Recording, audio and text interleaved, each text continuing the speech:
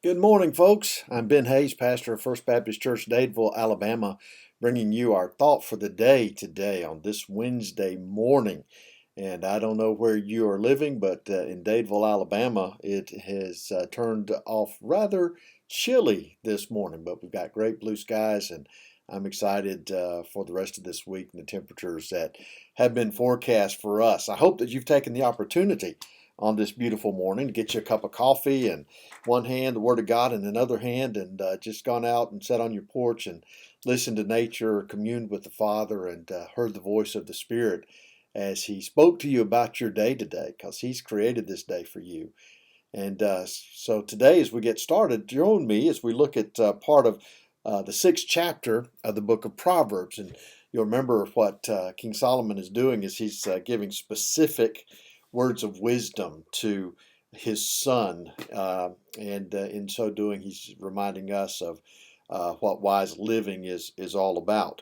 But here in the 12th verse of Proverbs 6, he sort of changes gears on us, and he gives us a description of a wicked man. Now, when you think of evil, when you think of wicked, what comes to your mind? Most of us would think about serial killers, child molesters, human traffickers. We might throw in drug dealers, uh, all sorts of things that we would think of as being wicked. But King Solomon has a slightly different idea of what wickedness is. We tend to save that term to describe the worst of the worst. Listen to what Solomon says. A worthless person, a wicked man, walks with a perverse mouth. Well, what exactly does that mean, a perverse mouth? Well, our society today seems to be drawn towards the use of profanity. I think that's a perverse mouth. I think that what he says next really helps us to understand. He winks with his eyes, he shuffles his feet, he points with his fingers. This kind of person is someone who is always trying to get something over on someone, who is blaming others. Not exactly the kind of people we would call wicked, is it? But look at what he says. Perversity is in his heart. He devises evil continually. He sows discord. Because remember what Jesus taught us. Jesus taught us it's not so much the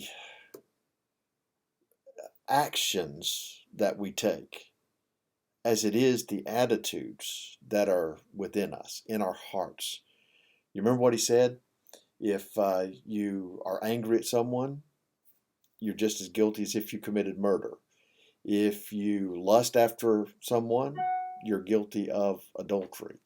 It is a matter of understanding that from the heart comes the actions, the attitudes. And depending on what your heart is, whether it is a heart filled with obedience and love for the Father or heart filled with perversity, that's what's going to determine what you do.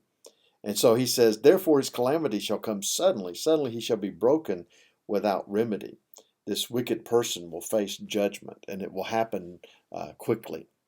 And we know that in our society today, we wonder about that, because it seems like the worse a person is, the more successful he is. That the person who climbs the corporate ladder is the person who's willing to do anything to get there. But keep in mind, what God is talking about here is that judgment always comes, and when it comes swiftly.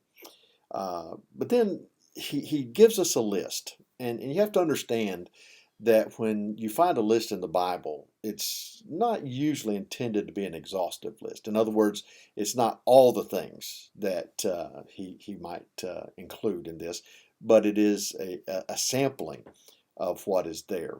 In this case, King Solomon says, these six things the Lord hates. Yes, seven are an abomination to him. We have a hard time sometimes thinking about God hating anything because he is such a God of love. But in reality, God hates these seven things. He hates sin while he loves the sinner. But look at what he says. A proud look. Well, you have to wonder about that. Why would God hate that? Because pride always leads to the downfall. That sin of excessive pride, where we feel like we can do everything ourselves. A lying tongue, God hates.